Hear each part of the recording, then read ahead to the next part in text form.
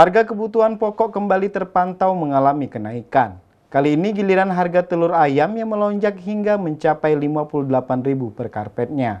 Sebelumnya harga telur ayam dijual hanya Rp52.000 per karpetnya.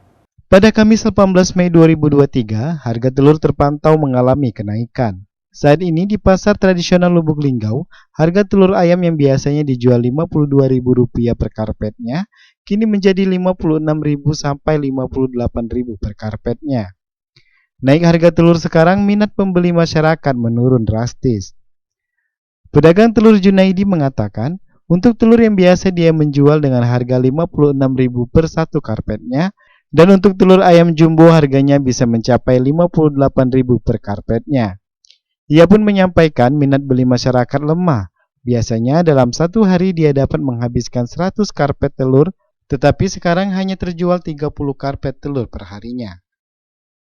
Karena mahal nih, pakannya mahal, jagung lah 7.000 sekarang Pak.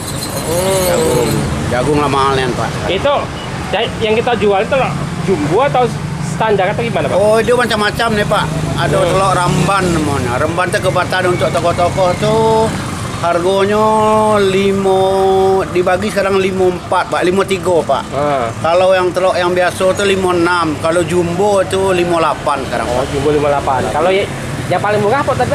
Yang paling murah yang biasanya ada 3 ukuran Pak, ada yang kecil 54, ada 56, 58. Oh. Itu ayam apa tuh Pak?